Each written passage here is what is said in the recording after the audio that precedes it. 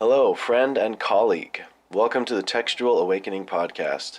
In each episode, we try to delve deeply into the most profound books and ideas of our time in order to gain wisdom and live a more fulfilling life. My name is Jake Taylor, and I will be your host. I hope you can excuse my voice today. It might be a little hoarse. We'll see how this recording turns out. I got COVID over the weekend, and I've been having a fever and feeling pretty achy. It's finally moved down to my throat and my sinuses. So that is unfortunate, but I really want to record this today, and hopefully it turns out well. If not, then I'll record it again another day. So today I will continue my series comparing secular utopian projects to Zion, the ideal Christian society as conceptualized by the Church of Jesus Christ of Latter-day Saints. Up until this point, I've been focusing on Marx and leftism because Marxism and its many variants are, in my opinion, the most overtly utopian of any political philosophy discussed in contemporary society that has any political sway. However, that in no way means that the political left has a monopoly on social revolution and the idealized state. No, the political right has their utopian champion as well. Although widely accepted by conservatives, this person, technically speaking, is not conservative in any way, shape, or form. All of their works are distinctly anti-tradition, anti-government, anti-Christian, anti-altruism, anti-duty, and even anti-morality, except for the two pinnacle moral virtues of self-interest and brutal honesty. I'm speaking, of course, of the ever-controversial Russian immigrant, Ayn Rand. So Ayn Rand sought to defend free market capitalism on a moral and philosophical level. She believed that laissez-faire capitalism gave people best access to their own potential for greatness. The system of philosophical thought which Rand and her associates developed to buttress this claim is what's known as objectivism. Ayn Rand described objectivism in the appendix to Atlas Shrugged as the concept of man as a heroic being, with his own happiness as the moral purpose of his life, with productive achievement as his noblest activity, and reason as his only absolute. For both Rand and Marx, it seems, a Promethean notion of the divinity of man's rationality and creative capacities are what give life meaning and separate human from animals. In fact, this quote is eerily similar to Marx's adage that man is man's own god. The paths each philosopher took in their quest for utopia were indeed drastically different, but to me this demonstrates the ideological strings that bind all secular utopian movements. With no God to fill the absolute ideal, man hubristically takes the seat of the divine. This is an overstep of the left cerebral hemisphere over the spiritual, embodied right hemisphere, as delineated in Ian McGilchrist's book, The Master and His Emissary. This is something I'll talk about more in part 2. See the link provided on the screen for a summary I made about this brilliant work, The Master and His Emissary. But back to the matter at hand. In order to comprehend Ayn Rand as a thinker, we first need to understand her background. She was born to a middle-class Jewish family in St. Petersburg, Russia, in 1905. She witnessed both the cruelty of the Tsarist rule and the unbridled resentment of the communist takeover in 1917 with the October Revolution. Her degree in history brought her in contact with much of the literature and philosophy popular at the time, including the classics. She credited Aristotle as the sole influence on her own worldview, and that the rest of her thought was completely original. A bit megalomaniacal, as all great philosophers tend to be, I guess. However, it is apparent that Nietzsche also played a significant role in shaping what would become objectivism. In fact, objectivism is one of the most robust defenses of Nietzsche's concept of the Übermensch, but more on that later. So Rand was able to leave Soviet Russia in the early 1920s to quote-unquote visit relatives. She then proceeded to never return to the USSR and took up residence first in Chicago and then in Hollywood, where she was employed as a screenwriter and a playwright. This is important to Ayn Rand's development as a thinker and as a writer. She is widely known and critiqued for her philosophical and political positions, but first and foremost, Rand was a fiction writer. Working in Hollywood allowed her to cut her chops while working on her own novels. Her first big breakthrough was The Fountainhead, published in 1943, and this novel brought Rand out of obscurity and into the limelight. With this newfound influence and notoriety, she worked vigorously on her capstone novel. Atlas Shrugged, her magnum opus, is about a futuristic America where the companies which built the modern world are being picked apart from the inside out by petty and resentful men and women. The government is full of these people, and they collude with guilt-laden, wealthy elites to feast off of the financial corpses of the once great corporations. Dagny Taggart, the central protagonist, spends the entire novel trying to understand what happened to the world she lives in. She fights hard alongside an ever smaller cadre of fellow movers and shakers against the lies and parasitism she sees engulfing both the government and the railroad company that her grandfather built up from nothing. As the novel progresses, she encounters an anarcho-capitalist utopia hidden from the world in the Colorado Rockies, which is called Galt's Gulch. Everybody there works hard and pursues their own self-interest. The inhabitants of this hidden enclave were meticulously recruited by an elite group of idealists to ensure that only the best of the best were allowed into the social experiment. Dagny Taggart tries to return to the world she left behind, but as America descends into chaos, she too joins the community of Galt's Gulch and leaves the world to die. The final scene of the novel shows the New York City skyline as it plunges into total darkness, the electrical grid destroyed, and modern life, as America knows it, gone. This is a cursory and crude summary of an absolutely enormous novel. As context, the first edition of Atlas Shrugged is about 1,100 pages long. It's 1,168 pages long. Just an absolute beast of a book. However, this podcast is not specifically about Ayn Rand's novels. This is a series fundamentally about Zion, and why secular utopian projects will inevitably fail if not centered around the gospel of Jesus Christ. Ayn Rand's Utopia of Galt's Gulch is no exception. So Ayn Rand's brand of utopia can be summed up in this phrase, I believe. Every man fares in this life according to the management of the creature. Therefore, every man prospers according to his genius, and every man conquers according to his strength. For many of you, this might sound oddly familiar. That's because it is a direct quote from Alma chapter 30, verse 17, in which Mormon paraphrased the central dogma taught by Korihor, the Antichrist. Self-interest without the bridles of gospel-centered altruism is clearly not part of a Zion society. Now, I did notably leave out the last phrase, which reads as follows, "And whatsoever a man did was no crime." So that's what Korihor said. I don't believe this is part of Ayn Rand's philosophy. And this is because Ayn Rand did believe in honesty and integrity. You couldn't steal in Galt's Gulch without facing penalties. Rand may not have ascribed to Judeo-Christian values, but she did believe in radical honesty and integrity. The ethos behind objectivism is honest interactions with oneself, other people, and the physical world in pursuit of one's own creative vision. It's no wonder that Ayn Rand is popular with entrepreneurs across the world.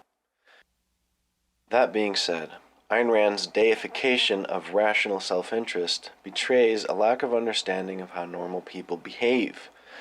This, in turn, begs the question, who did Ayn Rand write this book for? Who is it about?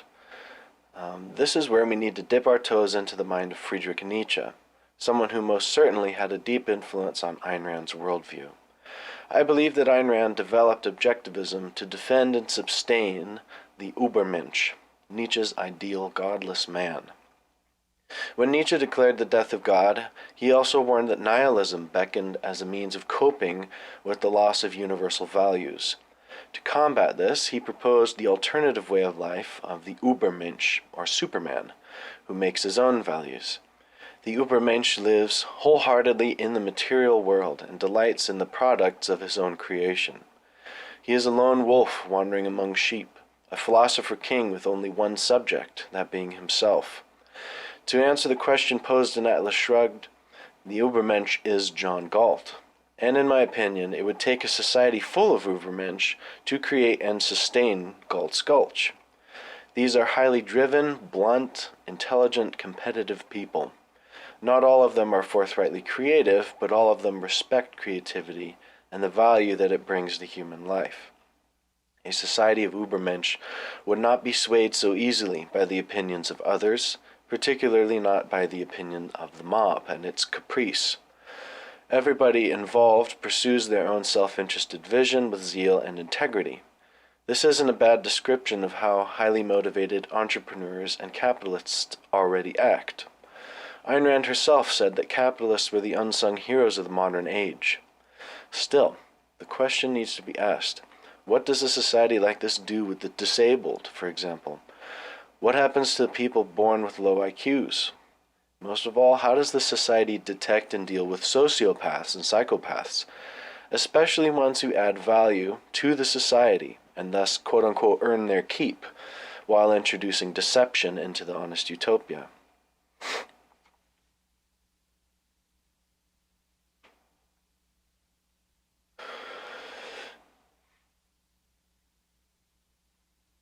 In a similar fashion to Marxism, like any circular utopian vision, it tends to lean towards one side of the personality spectrum over the other, where Marxism, for example, appeals to people who are very agreeable and forms a utopian society around the agreeable, compassionate person.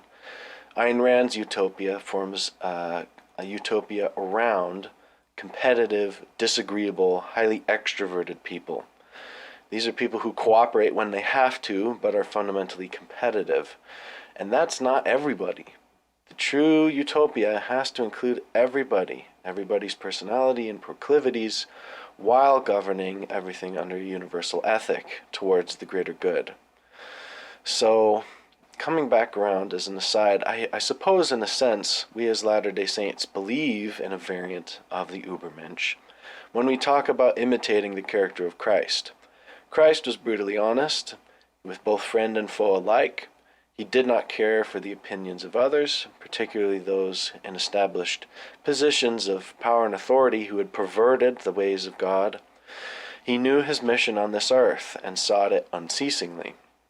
However, Christ's mission was fundamentally altruistic. That's a bad word in the objectivist creed.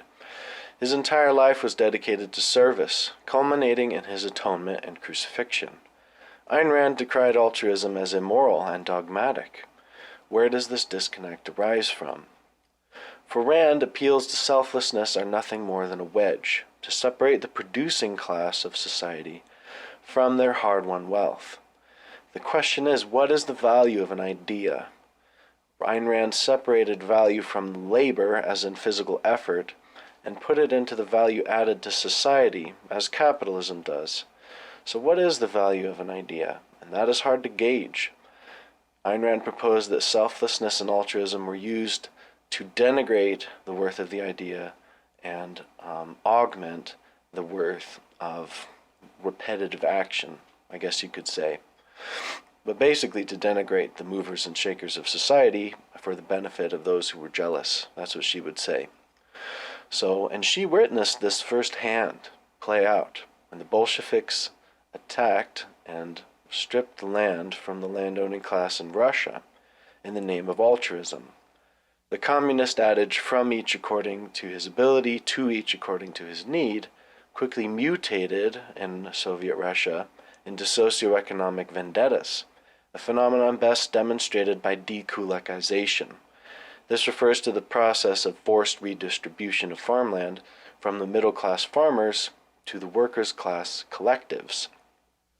This started as early as 1919, when Ayn Rand was still in Russia, but reached its climax in the late 1920s. Dekulakization is responsible for the death of an estimated 6 million Russians and Ukrainians due to mass starvation. So this is the context of Ayn Rand's philosophical worldview. Now, to borrow from Marxist terminology, Ayn Rand conceptualized altruism as a systemic force which allowed resentful people to use claims of moral virtue to acquire value and status which they did not earn themselves. Suffice it to say that the LDS conception of altruism is quite a bit different than this cynical perception. Given Ayn Rand's past, it makes sense why she came to this conclusion, that she did about selflessness as a moralizing weapon used by ideologues.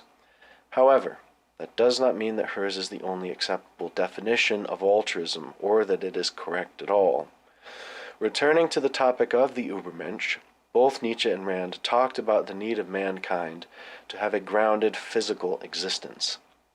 Both denounced religion, both saw man as his own value-making entity, and both sought to discredit a life of monastic security and high-mindedness.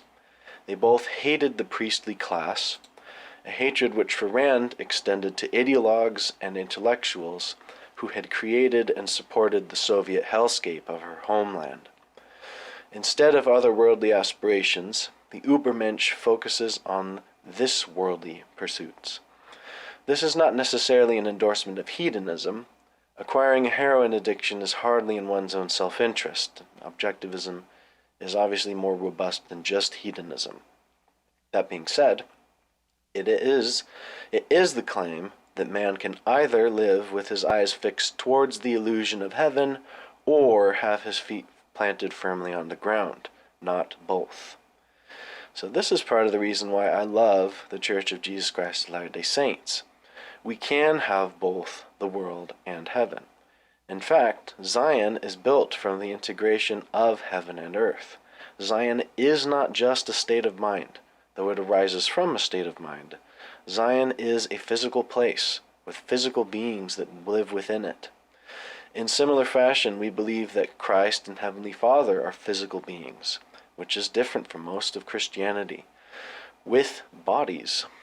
Christ in particular represents the union also of heaven and earth, just like Zion. In regards to life in this physical world, Mormonism is particularly practical and action-oriented as a religion. We do not have a priestly class that has no ties with the mundane. You can make a case that there is a little bit with higher church officials, but even our highest leaders are constantly in contact with the poor, the sick, and the struggles faced by vastly diverse people around the globe. Our clergymen are lay people who volunteer their time outside of their day jobs and family obligations in order to serve in the church. Service is encouraged for all age groups and positions of authority, much of which are boots-on-the-ground interactions with people, including physical labor.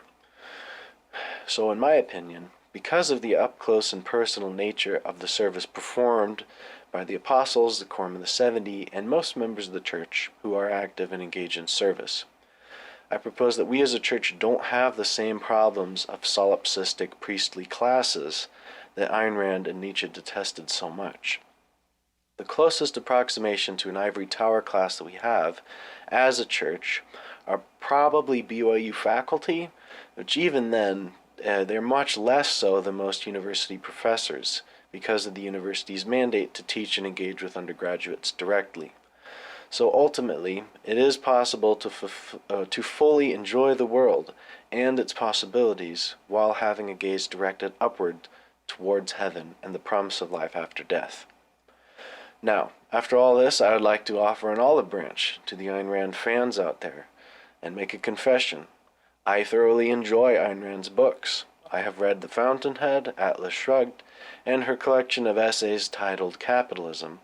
I think her social critiques are unbelievably apropos regarding the corruption of current leftist movements and the formation of a technocratic global state. I would encourage everybody who listens to this podcast, yes, all 5 of you, I know, to at least read summaries about Ayn Rand's major works.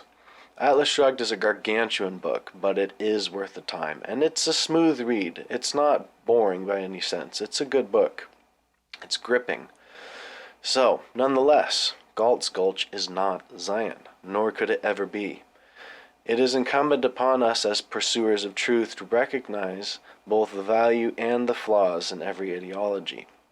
Next time, I'll do my best to explore the left hemisphere dominant worldview encapsulated in Ayn Rand's reinterpretation of the Übermensch.